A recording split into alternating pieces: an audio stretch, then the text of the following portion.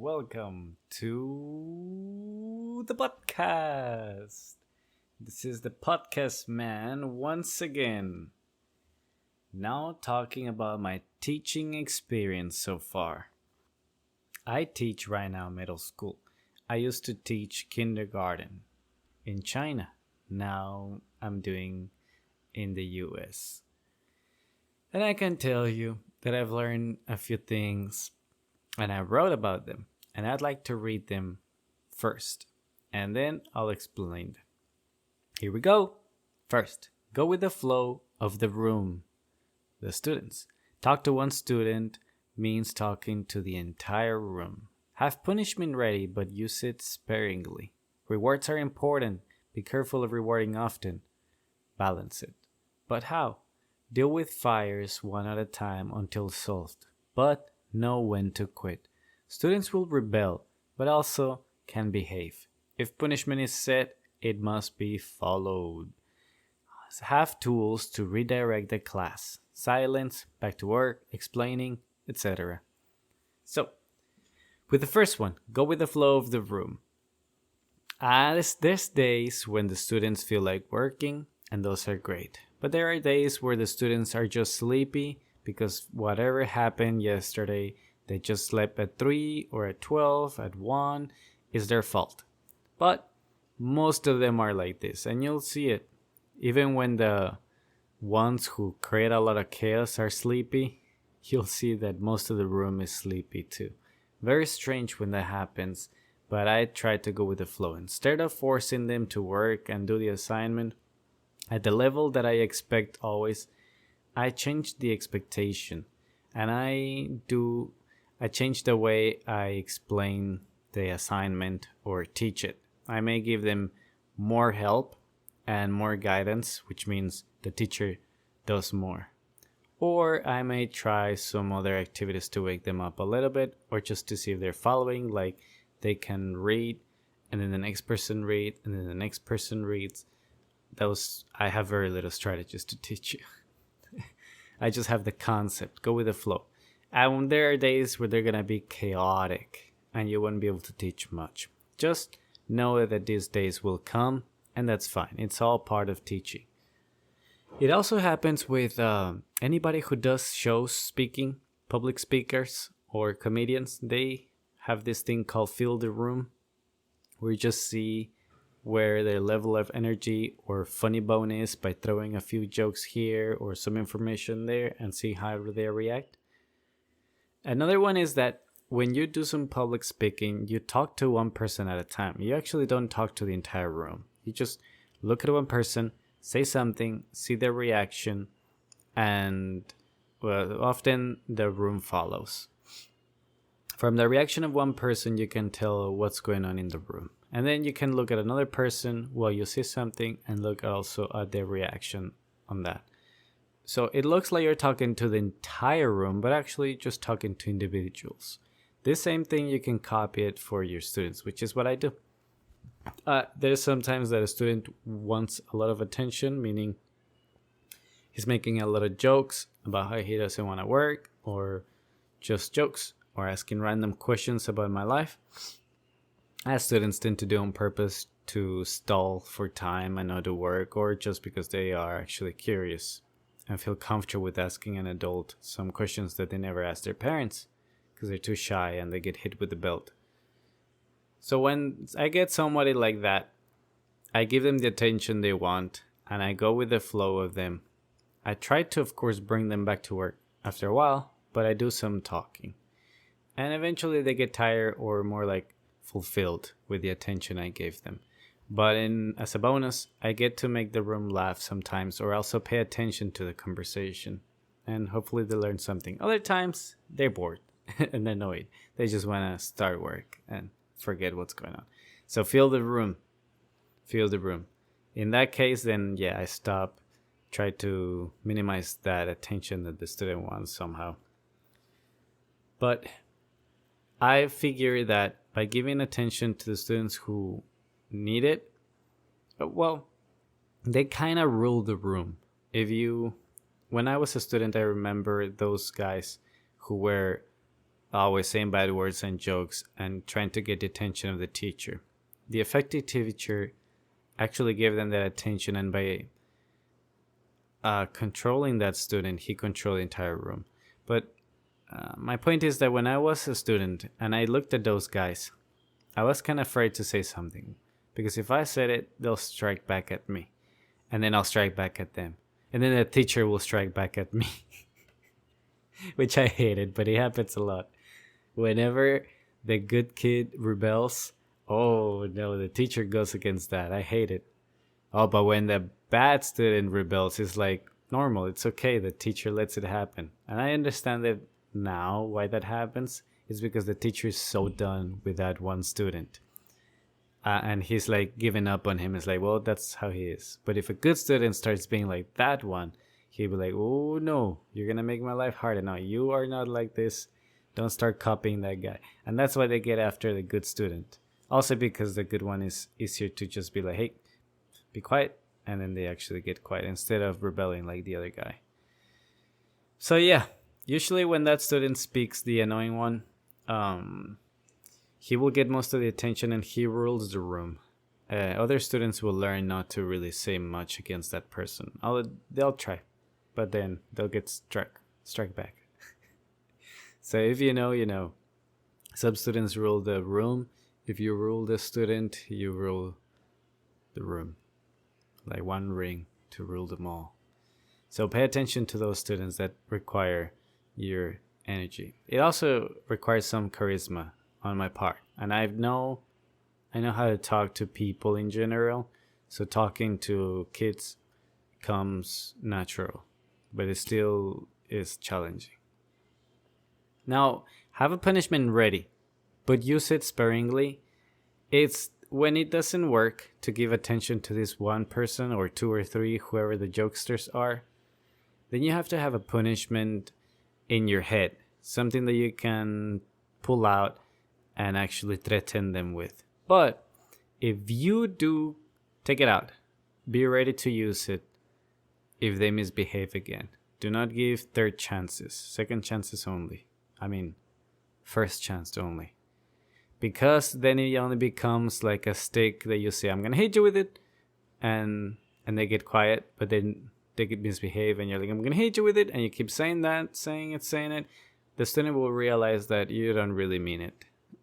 And by the time you mean it, you're going to double it or something, which is going to be worse. And you're going to look bad too, to the room, to the other students. And when you use it against somebody else, they'll be like, hey, what did you give me one chance? But that guy over there, he got 4 chances. You look like an unjust person. So if you're going to say, I'll take you to class, or I'll move you, whatever, you better do it the next moment they misbehave. So don't threaten unless you're willing to do it. Rewards are important. Be careful of rewarding often. This is something that I'm still learning. What's the balance? I don't exactly know how, but I do know that if you reward them every single day, they will expect it every single time. Like I do when they finish their work, I let them do whatever. But then they get used to it and they kind of just finish the work as fast as they can, not really as good as they can, just so they can do whatever. So the reward what did they say, misfires to me? Yeah, maybe because I'm rewarding them for finishing rather than getting it right. Maybe that's why. But yeah, rewards are important, so they know that you're someone who actually follows up on your word too. If you are someone who follows up on punishments and rewards, they'll know to trust your word. And then you won't need much threats. You'll only need one. Same with the rewards. They will trust that you will follow up. Deal with fires one at a time until solved, but know when to quit. Sometimes there are kids that misbehave a lot, and it's very rare when they're not supposed to. Like, I had one guy who was always a good person. And then one day out of nowhere, he became super rebellious. Don't know why. I gave him 1,000 chances, but I sort of let it happen. I just quit it, and I went on a bit. Didn't. I threatened to take him out of class, and then he just became more challenging. So I just let it be. But when it was, I gave it like a 5 minute space in between, something like that. That's what I mean. Know when to quit. Don't just blah blah blah blah right in their face. Sometimes I need you to come back to them about 3 times, because he didn't want to get out of class. So I came back to him a third time. This time he followed, took him out, talked to him. Turns out his life was going hard with his mom being sick for a week, and then he just having a bad morning. He apologized, and he really apologized even after class was over. And when I didn't even tell him anything, he just said, "Yeah, I was having a rough day. Sorry about that."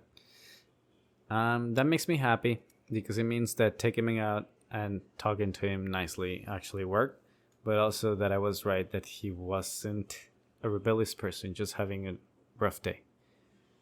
But when you have issues in class, doesn't have to be that big. Also, teaching and then somebody keeps interrupting. Don't give them 1,000 chances.